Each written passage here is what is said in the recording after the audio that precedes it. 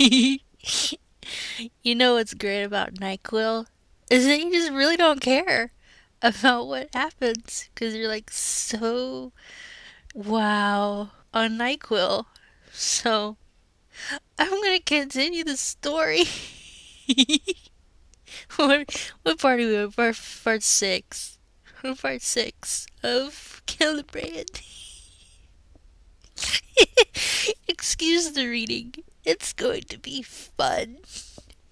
We're not even halfway through the story yet. And I already had to do NyQuil. It's the only drugs I do is NyQuil.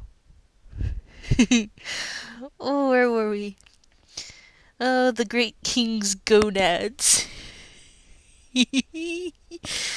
Ahem. Ahem.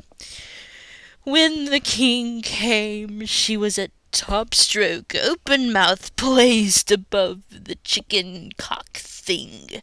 The king let loose with a spurt that shot into her throat and bounced back to spill and dribble down her chin. Swiftly she cupped her hands below the torrent to catch as much as possible and scoop it back into her hungry mouth, swallowing it fiercely to keep up with the seemingly endless flow. When at last the flow ceased, she was again dripping with semen. Her face was ow. That kind of hurt. Her face was smeared in goo, although this time she managed to keep her eyes clear. More semen dripped from her pert breast. It's like Pantene Provine. Provine. Pantene Provine? I don't know. Pert Plus. That's the shampoo. Pert Plus. Her mouth swam with the stuff. Her stomach sloshed with much more of it.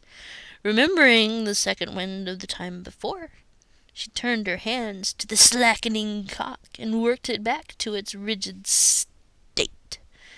She reached to take the bulb into her mouth, when the Orc King stood up and spun around again. This time, she was ready for his ministrations. She sunk to all fours and spread herself for him. Tiger cries. No, not really. But his cock bumped up against her anus, not her pussy. Something different. She arched her back to better present her pussy, but the king pushed her ass down and again pushed at her anus. He thrust and shoved, bruising her with his great club and scratching her ass with his clawed hands that gripped her buttocks. He tried to spread her ass open, but though she tried to welcome the king and encourage him with her words, he could not penetrate her tight ass. Giving up, he turned to her wet pussy cat. Meow. Meow. He took her savagely, coming quickly. Again he pulled his cock from her to drain himself on her back. This time his pent energy sent most of it onto her hair at the back of her head. She's gonna need some of that Pert Plus.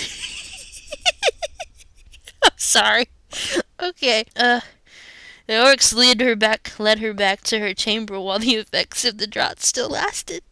Now she met the jeers of the orcs. Yes, I drank the king's cock, not puny ones such as your own.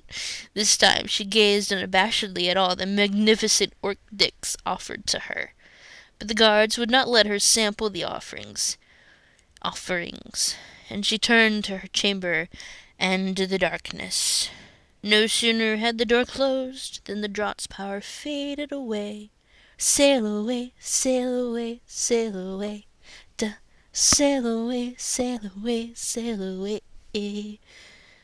This time no sleep buffered her from the memories of what she had done, what she had been willing to take into her mouth. She wept silent tears. She did not allow herself to think of rescue by Elrond. That's right, bitch. Don't think about the rescue. Nobody cares about you. 'Cause you're sucking off Orc King dicks and stuff. I'm getting angry again. When the next door opened, she thought it was her turn to return to... She thought it was to return her to her torment. But the orcs instead brought a fresh gown and water and rags to clean herself, as well as comb to work the goo from her hair. After they had been gone for some time, she turned to the laborious task of cleansing the filth from her body, but try as she might, she could not cleanse the memory. She was sleeping when the door next opened. This time she awoke to full understanding of her plight. She steeled herself for another round with the king, but instead that she walked and lifted her gown, took a kind of dildo, so is that like a dildo? So it's not really a dildo, with a base that straps attached to, and shoved it into her ass. The dildo stretched her anus terribly, but it was much smaller than the king's huge chicken, and was able to pass her tight gate. The orcs fixed the straps around her waist and crotch, then tied the straps tight. The dildo was hard in body. Dildo was hard in body. Her anus ached and burned at its presence. When they left, she pulled her gown up and tried to remove the offending item, but she could not undo the knots with her finger, comb, or any other implement she could find. She was impaled. The orcs came from time to time, not a good choice of words. How often she could not tell. There was no sense of time in this place. From the time on they left a lit torch in her chamber at all times. Each visit they removed the dildo to allow her to crap. Well, that's nice. Then returned it. Every few visits they could tell that they replaced it with a larger one, but they never let us see the size any more. Each time the size increased, they also coated it in some thick, slick goo that seemed to ease her anus and help it stretch. Wee, floating away. I love NyQuil. It gets you through horrid stories like this. I don't drink normally. By God, if I didn't have NyQuil. Okay, back to the story. She grew to accept the dildos in her ass, came to find the sense of fullness welcome. She even began to feel tingles of pleasure when the dildos were inserted. Often she wondered what the king's cock would feel like in her ass. Days must have passed.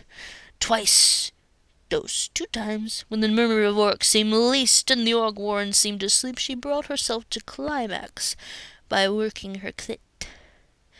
One day the orcs came to remove the dildo and did not replace it. This time they left it with her so that she could stare and wonder at the thing that had filled her. It was the width of the king's member, though not as long, a 3-inch bowl with a 2-inch shaft. Damn! It was bigger than her first. It had sat for hours or days in her ass, but by the end, no sense of discomfort. What have I become? She sobbed. It really was said twice. It wasn't me this time. But then she returned the dildo to her ass.